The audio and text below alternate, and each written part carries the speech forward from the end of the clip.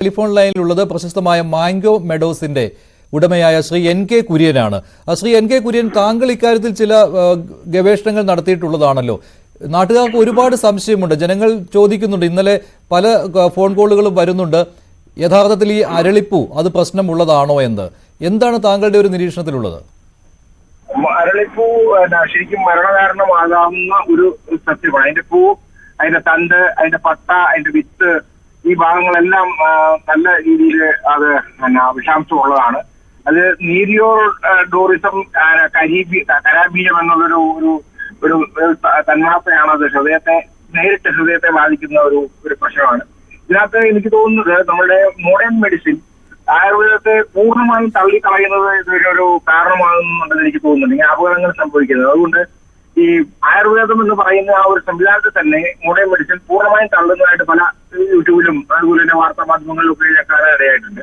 അങ്ങനെയല്ല, ഇത് ശരിക്കും ആയുർവേദത്തിനെ പറ്റി ഒരു നല്ലൊരു അവയർനെസ്, സസ്യങ്ങളെ പറ്റി നല്ലൊരു അവയർനെസ് കൊടുത്തില്ലെങ്കിൽ, എന്റെ അറിവിൽ ഒരു 20-25 സസ്യങ്ങൾ വിഷാംശമുള്ളതാണ്. അത് ചില സസ്യങ്ങൾ ജസ്റ്റ് വായിൽ കൊണ്ടാൽ പോലും മരണം സംഭവിക്കാവുന്ന സസ്യങ്ങളുണ്ട്. അതിന്റെ എല്ലാം ഡീറ്റെയിൽ മാംഗോസിൽ ആർക്കൈവ് ചെയ്തിട്ടുണ്ട്. എല്ലാത്തിന്റെയും ഓരോ മരങ്ങൾ നട്ട് അതിന്റെ കൂടെ തന്നെ അതെല്ലാം ബോർഡ് ചെയ്തിട്ടുണ്ട്. അത് ഏത് വിഷമാണ്, ഏത് പദാർത്ഥമാണ് അത് വിഷമായി മാറുന്നത്, ഏത് ആ മരത്തിന്റെ ഏത് അംശമാണ്, അത് പട്ടയാണോ, വേരാണോ, കായാണോ, കറയാണോ, ഏതാണോ അതിന് വിഷാംശം ഉള്ളത്, ഇതെല്ലാം ഡീറ്റെയിൽ ആയിട്ട് മാംഗോസിൽ ബോർഡ് ചെയ്തിട്ടുണ്ട്. ബോർഡ് ചെയ്ത് അത് കാണികൾക്കായിട്ട് പ്രദർശിപ്പിക്കുന്നുണ്ട്.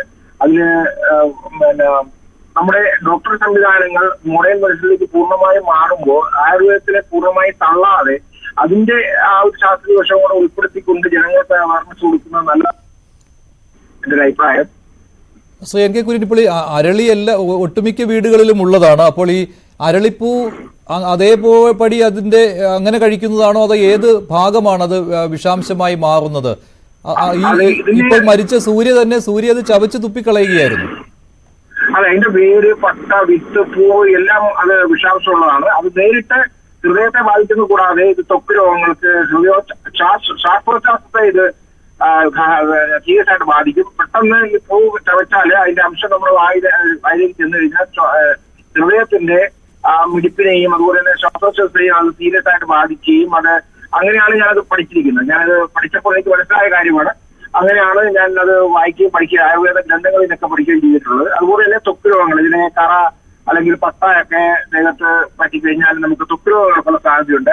അതുപോലെ തന്നെ ഇങ്ങനെയുള്ള ചില കാര്യങ്ങൾക്ക് ഔഷധങ്ങളും കൂടിയാണ്. അതായത് ഈ പറയുന്ന അതേ കാര്യങ്ങൾക്ക് ഔഷധമായിട്ട് യൂസ് ചെയ്യുന്നുണ്ട്. അപ്പൊ അതിന്റെ ശാസ്ത്രീയമായിട്ട് തന്നെ അതിനെ കാണുകയും അതിനെ ജനങ്ങളിലായിട്ട് അവബോധം വളർത്തുകയും ചെയ്യേണ്ടതുണ്ട്. അത് ഏതെങ്കിലും രീതിയിൽ ഗവൺമെന്റോ അല്ലെങ്കിൽ IMA പോലുള്ള മെഡിക്കൽ സംഘടനകളോ അതിന് തയ്യാറാണെങ്കിൽ എന്നെ കൊണ്ട് കഴിയുന്ന രീതിയിലുള്ള അതിനോട് സഹകരിക്കാനും ഏതൊക്കെ സസ്യങ്ങളിലാണ് ഈ വിഷാംശം ഉള്ളതെന്ന് ഞാൻ വായനയിലൂടെയും അല്ലാതെ കണ്ടെത്തിയ കാര്യങ്ങൾ എല്ലാവർക്കുമായി പങ്കുവെക്കാനും തയ്യാറാണെന്നും കൂടെ ഈ കൂടത്തിൽ പറയുന്നത്. മാംഗോസിൽ വന്നായിട്ടെല്ലാം കാണാവുന്നതാണ്. ശരി, ഒരു കാര്യം കൂടി, ഈ അരളിപ്പൂ കഴിച്ച് ഇങ്ങനെ മരണം സംഭവിച്ച ഏതെങ്കിലും ഒരു ഹിസ്റ്ററി അത് താങ്കൾക്കുണ്ടോ, താങ്കളുടെ ഒരു അനുഭവത്തിലുണ്ടോ? പിന്നെ നിരവധിയുണ്ട്. അരളി മാത്രമല്ല, അരളി അല്ലാതെ തന്നെ ഒരുപാട് സസ്യങ്ങള് ഈ രീതിയിൽ മരണം സംഭവിക്കുന്നത്. പെട്ടെന്ന് അരളിയേക്കാൾ പെട്ടെന്ന് മരണം സംഭവിക്കുന്ന സസ്യങ്ങളുണ്ട്. അപ്പൊ ഇത് ചിലത് നമ്മുടെ നാഡീവ്യവസ്ഥയെ ബാധിക്കുന്നുണ്ട്, ചിലത് നമ്മുടെ ശ്വാസോച്ഛ്വാസത്തെ ബാധിക്കുന്നുണ്ട്, ചിലത് നമ്മുടെ കുടൽ സംവിധാനത്തെ ബാധിക്കുന്നുണ്ട്. അപ്പൊ ഇത് പല രീതിയിലാണ് എഫക്ട് ചെയ്യുന്നത്. അതിന്റെ ശാസ്ത്രീയമായ രീതിയിൽ അതിന്റെ സയന്റിഫിക്കായി നോക്കണമെങ്കിൽ ഡോക്ടർമാർക്ക് മാത്രമേ കഴിയുള്ളൂ. ഇത് നമുക്ക് ലഭിക്കുന്ന ഈ അറിവ് ശരിക്കും കാലാതീതമായ ആളുകളിലൂടെ വന്ന ഒരു അറിവാണ്. ആ അറിവും പിന്നെ ഈ ആയുർവേദ ഗ്രന്ഥങ്ങളിൽ ഉൾപ്പെട്ടിട്ടുള്ള അറിവാണ്. ഇതൊക്കെ പ്രായോഗികമായിട്ട് നടന്ന സംഭവങ്ങളായതുകൊണ്ടാണ് അതിനകത്ത് സത്യം ഉണ്ടാകുന്നത്.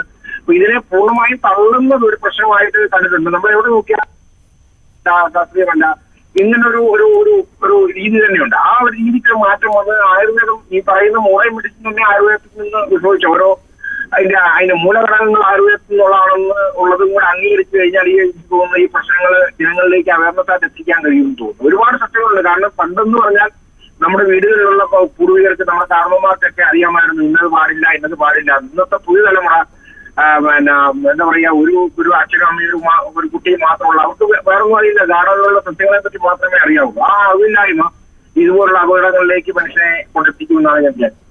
ശരി, ശ്രീ എൻ കെ കുര്യൻ ഇത്രയും കാര്യങ്ങൾ പറഞ്ഞത്. സൂര്യയുടെ മരണം വിഷബാധയായിട്ടാണ് എന്നുള്ള കാര്യം സ്ഥിരീകരിച്ചിട്ടുണ്ട്. പക്ഷേ ഇതിൽ അരളിപ്പൂ, സൂര്യ കഴിച്ച അരളിപ്പൂ ആണോ പ്രശ്നമായത് എന്നുള്ള കാര്യത്തിൽ ഇനി ഔദ്യോഗികമായിട്ടുള്ള സ്ഥിരീകരണം വരാൻ ബാക്കിയാണ്.